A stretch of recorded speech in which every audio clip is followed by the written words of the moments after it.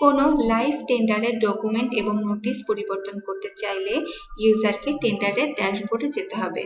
প্রথমে tender menu থেকে ইউজারকে মাই tender সাবমেনুতে click করতে হবে এবং লাইভ ট্যাব থেকে ইউজার সকল লাইভ টেন্ডারটি খুঁজে পাবে। এরপর টেন্ডারটি পরিবর্তন করার জন্য প্রথমে টেন্ডারটির ড্যাশবোর্ডে ক্লিক করতে হবে এবং করিজেন্ডাম বা অ্যামেন্ডমেন্ট ট্যাবে ক্লিক করতে হবে।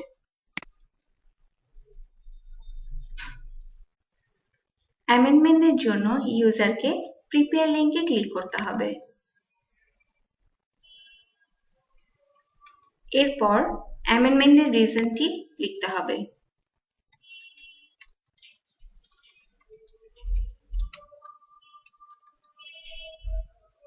এরপর সাবমিট বাটনে ক্লিক করতে হবে।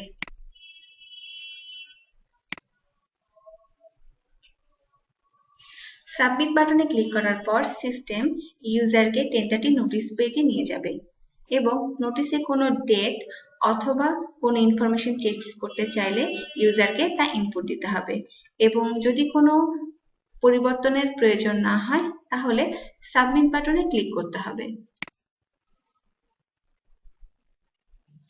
এরপর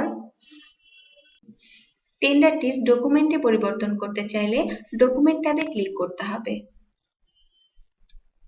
এবং সেকশন 2 টেন্ডার ডাটাশিট ডকুমেন্টে চেঞ্জ করার জন্য ইউজারকে এডিট লিঙ্কে ক্লিক করতে হবে। ডকুমেন্ট অ্যামেন্ডমেন্ট হয়ে গেলে ইউজারকে করিজেন্ডাম অ্যামেন্ডমেন্ট ট্যাবে ক্লিক করতে হবে।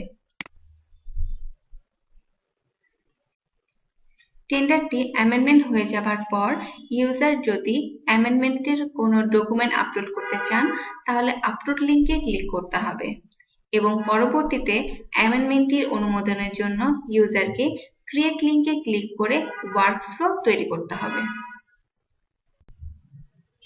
অ্যামেন্ডমেন্টের ওয়ার্কফ্লোর অনুমোদন হয়ে যাবার পর সিস্টেম পাবলিশ অপশনটি ভিজিবল করবে এবং অ্যামেন্ডমেন্টটি পাবলিশ করার জন্য ইউজারকে পাবলিশ লিঙ্কে ক্লিক করতে হবে। পাবলিশ অ্যামেন্ডমেন্ট করিজেন্ডাম ডিটেইলস পেজে ইউজার করিজেন্ডাম অ্যামেন্ডমেন্টস নাম্বার দেখতে পারবে এবং টেন্ডারটির পরিবর্তন ওল্ড ভ্যালু এবং নিউ ভ্যালু দেখতে পারবে। এরপর ইউজার কমেন্টসে তার কমেন্ট ইনপুট দিয়ে পাবলিশ বাটনে ক্লিক করবে। ইনপুট দেওয়া হয়ে গেলে পাবলিশ বাটনে ক্লিক করতে হবে।